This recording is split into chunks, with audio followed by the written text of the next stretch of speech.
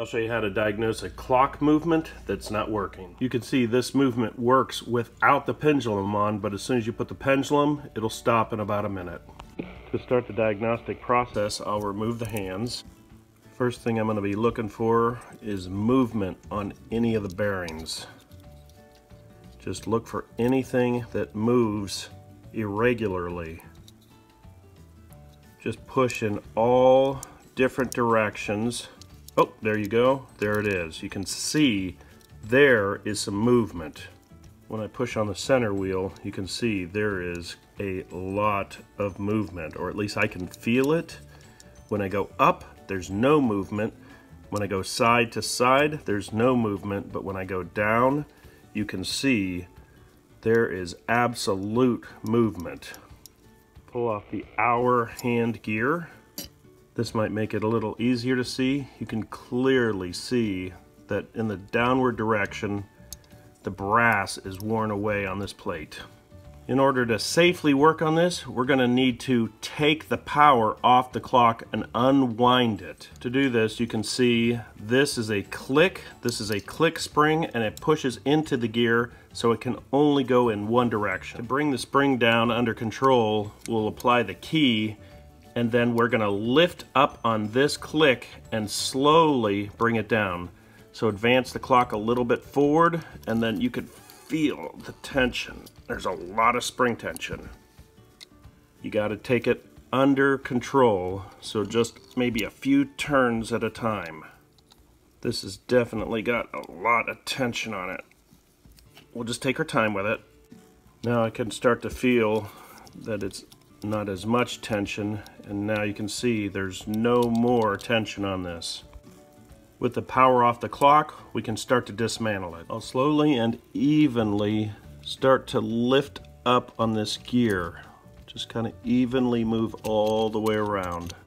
It's pressed in at the bottom of the shaft, but as we pull it up, we can just freely remove the gear. With the pinion off, we can now see that the brass is worn away along in here. In fact, when I move the spring tension, you can see that the shaft moves downward. There's a lot of ways you can fix this.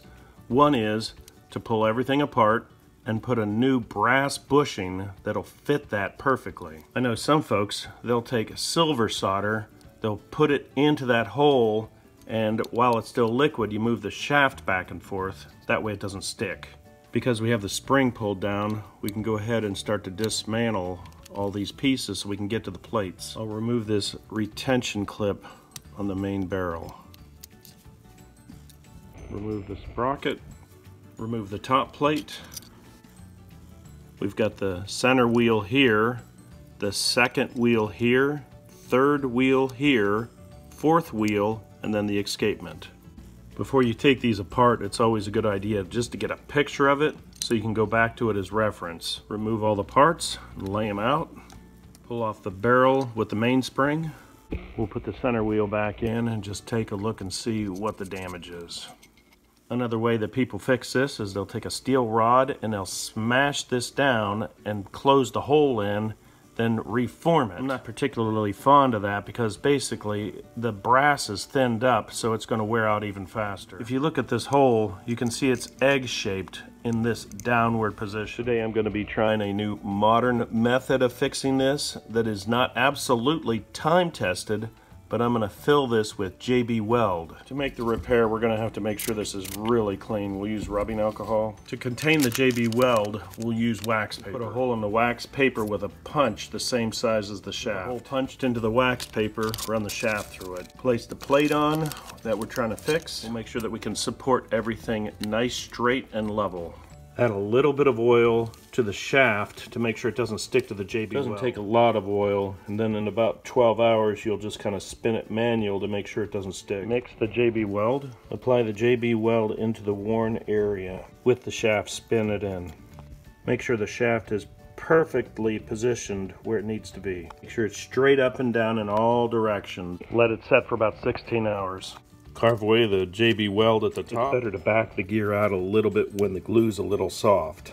The glue did break out, so I'm going to apply a brass button to the top to hold the glue in a little bit. I'll ream the hole out to the exact size I need. The brass button fits real nice now. We'll apply the glue in the same way. This time we'll apply the brass washer. We'll hang it in the right position and just let the glue set up.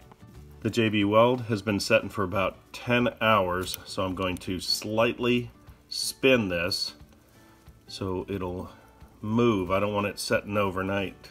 Now it's completely broken free, and I'm going to go ahead and continue to pull it until it retracts all the way out.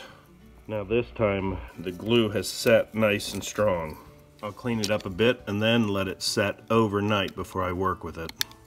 While we're letting the glue harden, we'll clean up all the staffs and make sure everything is perfectly clean. With the glue hardened, we can put everything back together. Place all the gears in, put our repaired plate back on, line up all the posts, bolt the two halves together, set the sprockets in place, place the clip on. This connection feels a lot better now. Place the sprocket on the center shaft, the hour wheel, the minute wheel, add some tension, check to make sure the escapement works, and it does. We'll oil the movement. Add the hands. Before I put it back in the case, I'll go ahead and test it on this stand for a little bit and just make sure it's running good. Here you can see the escapement is running just as it should. When I started running the clock, it ran for about 15 minutes and stopped, and it's because there's still a few loose pivots. It's difficult to know which direction the pivots need to be corrected in, so I took off the escapement and I'll show you how it looks. To find out the direction that needs to be fixed, I'll place my finger on the fourth wheel and I'll give the clock a little wind. As soon as the spring is tensioned up, you can see that this pivot is pushed all the way in this direction, so to correct it, we need to go in the opposite direction of the tension. When I release all the pressure, watch this pin go right back into the middle. See how it goes right back into the middle. Take another look at this pivot over here, and you can see I have an arrow drawn on it. So I'll hold my finger, you can see it's in the middle, and as soon as I put tension, you can see that it goes in the direction of the spring, and when I release it, you'll see the pivot go back. So here we'll let it wind all the way back, and you can see that it corrects right back to the middle. When these pivots wear out, there's all kinds of extra friction that will not allow power to go from the spring all the way to the escapement like it used to when it was new. I'll show you a little bit more movement on those pivots. If I take the barrel and I move it back and forth, you can just see that it moves back and forth.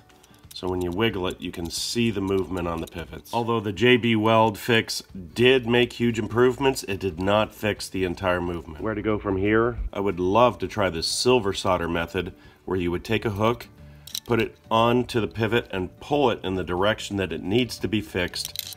Apply the heat, put the silver solder in there, and then while it's cooling, move the pivot back and forth to make sure the pivot doesn't stick, but the silver solder sticks to the brass. With that method, you would just make sure that everything is clean, and you can leave everything assembled because you need to pull it into the proper position. It's always fun to experiment with these old clocks. Very satisfying when you actually get it.